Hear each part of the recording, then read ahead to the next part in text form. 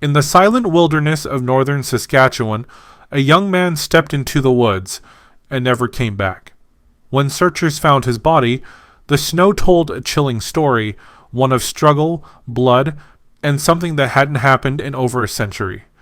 This is the tragic and controversial story of Kenton Carnegie, a 22-year-old nature lover who may have become the first confirmed victim of a wild wolf attack in modern Canadian history.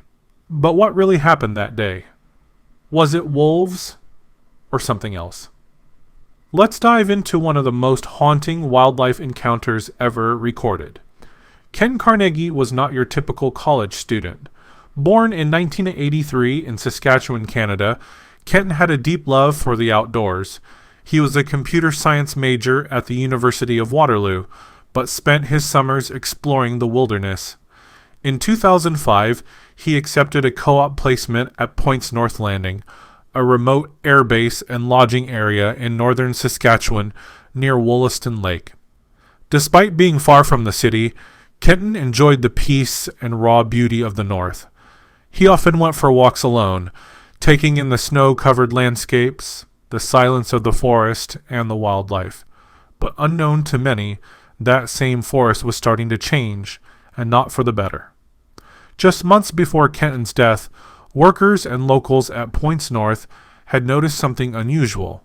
A group of wolves had been hanging around the area's garbage dump, a place where bears, foxes, and wolves often scavenge when natural food becomes scarce. But this time, the wolves were acting differently. They were bold, coming close to buildings, following people, even showing signs of habituation, a dangerous shift where wild animals lose their fear of humans. Workers reported sightings of wolves stalking them near the dump, and one even reported a wolf approaching him aggressively.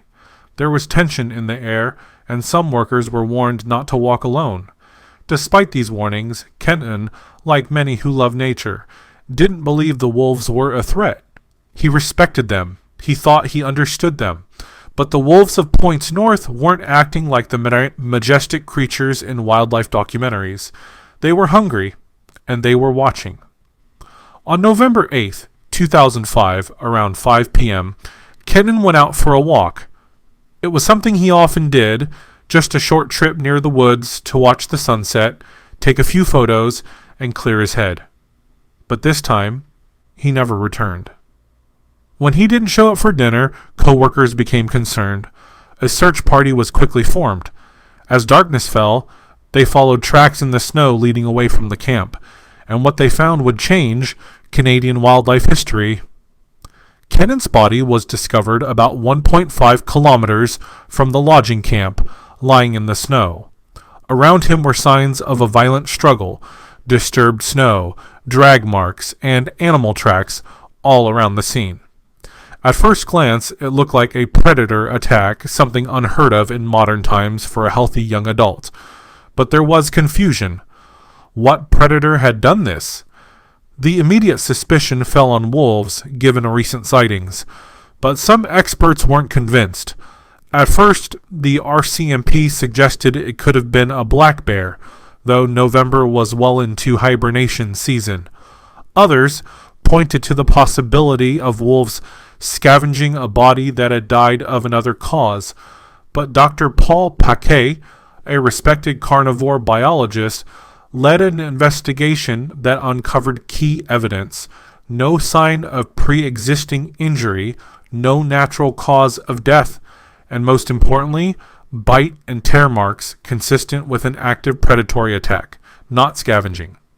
The pattern of the tracks, the injuries, and the blood loss all pointed to a chilling conclusion.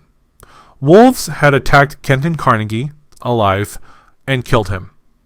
This would make it the first confirmed case of a healthy adult being killed by wolves in North America in the last century, and yet controversy still surrounds it to this day. Kenton's death shook the wildlife community.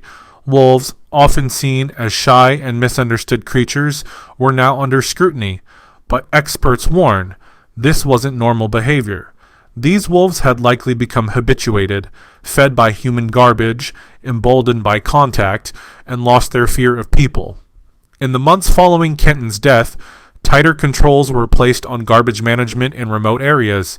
Warnings were issued about the dangers of habituated wildlife, and Kenton's parents, in the midst of their grief, asked the public not to blame wolves, but rather to understand that wild animals can never be treated like pets. Kenton Carnegie loved nature. He didn't fear the wild, but the wild is not a place that offers forgiveness for mistakes. What happened to Kenton is a chilling reminder. In nature, respect must go both ways. One wrong step, one assumption, and even the most peaceful forest can become a place of horror. May his story be a lesson for all who venture into the wild, and a reminder that beauty and danger often walk side by side,